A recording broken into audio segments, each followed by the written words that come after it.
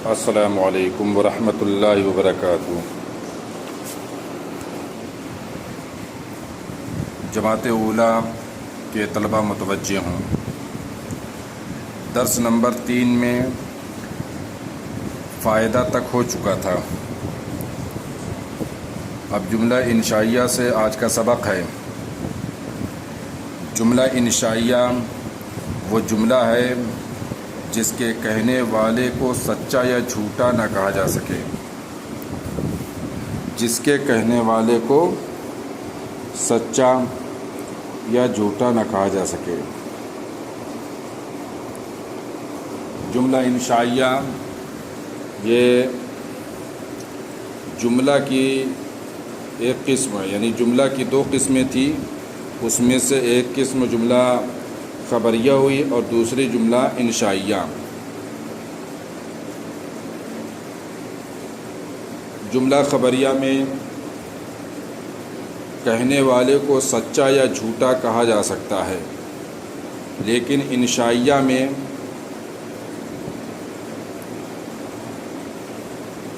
ایسا نہیں ہوتا کہ بلکہ جس کے کہنے والے کو سچا یا جھوٹا نہ کہا جا سکے۔ جیسے آپ دیکھیں مثال میں بشر المؤمنین، مسلمانوں کو خوشخبری دو۔ پھر دوسری مثال ہے لا تفسدوا فی الارض، زمین میں فساد نہ کرو۔ من ربک، تمہارا پروردگار کون ہے۔ پہلی مثال امر کی ہے، دوسری مثال نہیں، اور تیسری مثال استفہام کی۔ تو یہ ساری چیزیں، یہ ساری مثالیں انشاء میں سے ہیں۔ انشاء اس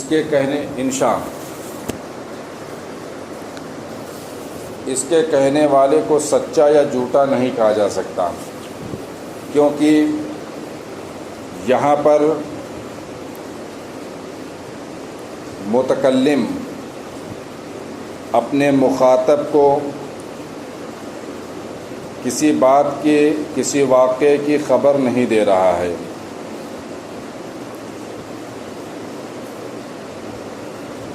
جب متکلم اپنے مخاطب کو کسی بات کی خبر نہیں دے رہا ہے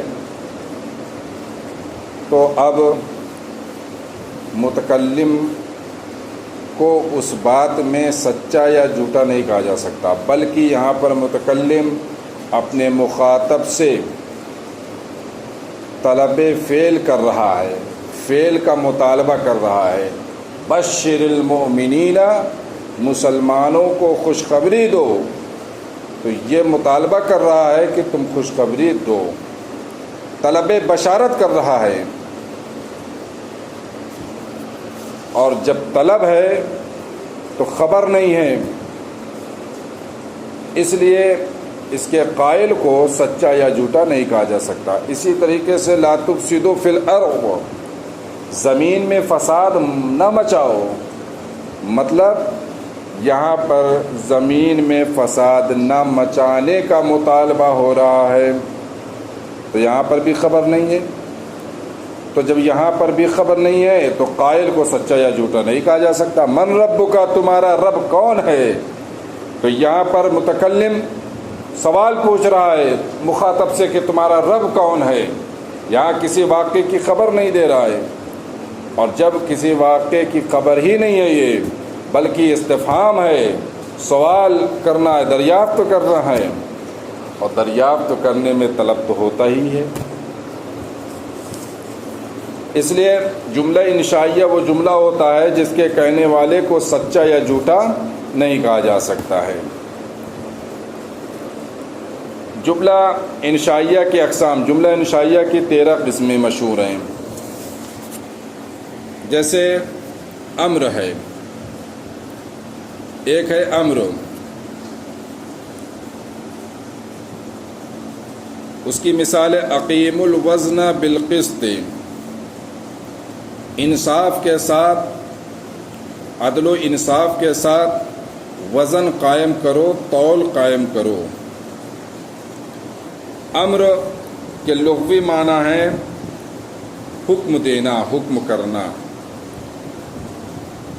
نحو کی اصطلاح میں اس صیغے کو کہتے ہیں جس کے ذریعے فاعل مخاطب سے کوئی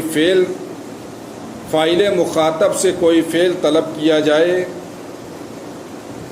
جیسے یہاں پر ہی دیکھیں آپ، اقیم الوزن بالقسط، تم انصاف کے ساتھ تول قائم کرو، تو یہاں پر فاعل مخاطب سے تول قائم کرنے کا مطالبہ کیا جا رہا ہے۔ جملہ انشائیہ کے اقسام میں دوسری قسم ہے نہیں کے لغوی معنی ہے روکنے کے، اور اصطلاح نحو میں اس صیغے کو کہتے ہیں جس کے ذریعے فاعل سے کسی فعل کا ترک کرنا طلب کیا جائے، فاعل سے کسی فعل کا ترک کرنا طلب کیا جائے۔ جیسے مثال میں لا تجعلوا للہ اندادا، تم اللہ کے لیے کوئی شریک نہ ٹھہراؤ، نہ بناؤ، تو یہاں پر اللہ کے لیے شریک نہ بنانے کا مطالبہ کیا جا رہا ہے۔ یعنی یوں کہہ لیں آپ کہ یہاں پر فاعل، جو فاعل مخاطب ہے، اس فاعل سے بنانا، لا تجعلوا، نہ بناؤ، شریک نہ بناؤ، تو یہ بنانا جو فعل ہے اس کے ترک کا مطالبہ کیا جا رہا ہے۔ تیسرا نمبر ہے استفہام، یہ بھی انشاء میں سے ہے۔ جیسے اَأَنْتَ فَعَلْتَ هَذَا بِآلِهَتِنَا یا ابراہیم، استفہام کے لغوی معنی ہے پوچھنا، دریافت کرنا، اور اصطلاح نحو میں یہ ہے کہ جس کے ذریعے ناواقف متکلم واقف کار مخاطب سے کسی انجان چیز یا انجان بات کے سمجھنے کی خواہش ظاہر کرے، اسی کو استفہام کہتے ہیں۔ تو جیسے آپ نے دیکھا کہ مثال ہے اَأَنْتَ فَعَلْتَ هَذَا بِآلِهَتِنَا یا ابراہیم، اے ابراہیم، کیا تم نے یہ کام ہمارے معبودوں کے ساتھ کیا؟ تو یہاں پر حضرت ابراہیم علیہ الصلاۃ والتسلیم سے حضرت ابراہیم علیہ السلام نے بتوں کو توڑ دیا تھا، اس پر جب آپ کے چچا نے جو استفہام کیا، دریافت کیا تھا، جسے قرآن کریم نے اللہ نے بیان کیا ہے، وہ یہ ہے اَأَنْتَ فَعَلْتَ هَذَا بِآلِهَتِنَا یا ابراہیم، اے ابراہیم کیا تم نے یہ کام ہمارے معبودوں کے ساتھ کیا ہے؟ تو اب آپ دیکھیں یہاں پر ناواقف انسان جو ان کے چچا ہیں، جن کو یہ نہیں معلوم ہے کہ بت کس نے توڑا، ناواقف ہیں، وہ ناواقف انسان حضرت ابراہیم علیہ السلام جو واقف کار مخاطب تھے، جو جاننے والے مخاطب تھے، ان سے بت توڑے جانے ایک انجان چیز ہوئی، اس کے پوچھنے کی خواہش ظاہر کر رہے ہیں، پوچھ رہے ہیں، یہی استفہام ہے۔ تمنی کے لغوی معنی ہے آرزو کرنا، اور اصطلاح میں اس کلام کو کہا جاتا ہے جس کے ذریعے کسی چیز کی آرزو ظاہر کی جائے۔ جیسے یا لیتنی کنت ترابا، کاش کی میں مٹی ہوتا۔ تو یہ اس وقت ہے جب کافر قیامت کے دن کی ہولناکیاں دیکھیں گے اور مسلمانوں کے پر انعام دیکھیں گے، تو اس وقت یہ کہیں گے کاش کہ میں مٹی ہوتا۔ تو یہاں پر مٹی ہونے کی آرزو ظاہر کی جا رہی ہے۔ ترجی، اچھا، تمنی اور ترجی ان دونوں میں فرق ہے۔ آرزو کرنا یہ تمنی ہے، ترجی کا لغوی معنی ہے امید کرنا، اور اصطلاح میں وہ ہے کہ جس کے ذریعے کسی چیز کی امید ظاہر کی جائے، اور تمنی وہ ہے جس کے ذریعے کسی چیز کی آرزو ظاہر کی جائے۔ تو تمنی آرزو اور تمنا یہ ممکن چیزوں کے ساتھ بھی ہو سکتا ہے اور ناممکن سے بھی ہو سکتا ہے، لیکن ترجی میں ایسا نہیں ہے، بلکہ جو چیز ممکن ہوتی ہے اسی سے اس کا تعلق ہوتا ہے۔ جیسے اگر انسان کہے لیت الشباب یعود، کاش کی جوانی لوٹ آتی، تو کوئی بوڑھا شخص اگر یہ کہے کہ کاش کی جوانی لوٹ آتی، تو جوانی تو لوٹنے والی نہیں ہے بوڑھے کے لیے، تو اس کے لیے یہ ناممکن ہے، محال ہے۔ لیکن جو ناممکن اور محال چیز ہو، اگر اس کی بھی آرزو ظاہر کرنا ہو تو اس میں لیتا کا استعمال ہوگا۔ تو تمنا ناممکن کی بھی کی جا سکتی ہے اور ممکن کی بھی کی جا سکتی ہے، لیکن ترجی امید صرف ممکن کی جا سکتی ہے۔ یہی فرق ہے دونوں میں۔ ترجی جیسے لعل اللہ یحدث بعد ذلک امرا، شاید اللہ اس کے بعد کوئی معاملہ پیدا کرے۔ عقود جیسے بعت و اشتریت، عقود عقد کی جمع ہے جس کے لغوی معنی ہیں گرہ لگانا، اور اصطلاح میں اس جملے کو عقود کہتے ہیں جس کے ذریعے کوئی معاملہ طے کیا جائے، جیسے خرید و فروخت کے وقت کہا جاتا بیتو و اشتریتو۔ یہ یاد رہے کہ خرید و فروخت کے وقت جب بیتو و اشتریتو کہا جائے گا تب یہ عقود میں سے ہوگا اور انشاء میں سے ہوگا، لیکن اگر خریدنے کے بعد اشتریتو کہا گیا یا بیچنے کے بعد بیعتو کہا گیا تو وہ انشاء میں سے نہیں ہوگا بلکہ خبر میں سے ہوگی۔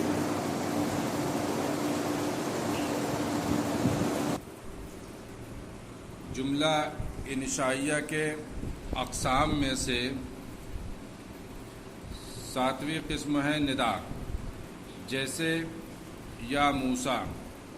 ندا کے لغوی معنی تو پکارنا کے ہیں، لیکن اصطلاحی تعریف یہ ہے کہ ندا اس جملہ کو کہتے ہیں جس کے ذریعے متکلم مخاطب کو اپنی طرف متوجہ کرے، جیسے یا موسیٰ میں متکلم موسیٰ کو اپنی طرف متوجہ کر رہا ہے۔ اور 8ویں قسم ہے عرض، جیسے الا تنزلوا بنا فتصیب خیرا، کیا تم ہمارے پاس نہیں اترو گے کہ تمہیں بھلائی پہنچے یا تم بھلائی پالو۔ عرض کے لغوی معنی ہے پیش کرنا، اور اصطلاحی تعریف اس جملے کو کہا جاتا ہے جس کے ساتھ متکلم مخاطب کو نرمی کے ساتھ کوئی شے حاصل کرنے کی رغبت دلائے۔ متکلم مخاطب کو نرمی کے ساتھ کوئی شے حاصل کرنے کی رغبت دلائے، اسی کو عرض کہتے ہیں۔ جیسے یہاں پر کیا تو ہمارے ساتھ نہیں اترے گا کہ تمہیں بھلائی پہنچے، یہاں انسان ریکویسٹ کر رہا ہے، درخواست کر رہا ہے، درخواست اور ریکویسٹ یہ نرمی کے ساتھ کی جاتی ہے، اور متکلم مخاطب کو یہاں پر رغبت دلا رہا ہے کہ تم ہمارے پاس اترو، یعنی ہمارے مہمان بنو۔ 9ویں قسم ہے قسم۔ قسم کے لغوی معنی ہے پختہ کرنا، اور اصطلاحی تعریف وہ ہے جس کے ذریعے متکلم اپنی بات کو پختہ کرے۔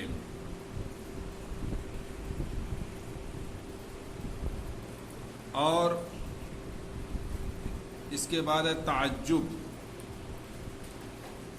تعجب حیران کرنا، اور اصطلاح میں تعجب اس جملہ کو کہتے ہیں، اس کلام کو کہتے ہیں جس کے ذریعے متکلم کسی نادر الوقوع چیز پر تعجب کرے۔ جیسے یہاں پر کہا گیا ما احسنہ، کتنا بہتر ہے وہ، کتنا اچھا ہے وہ۔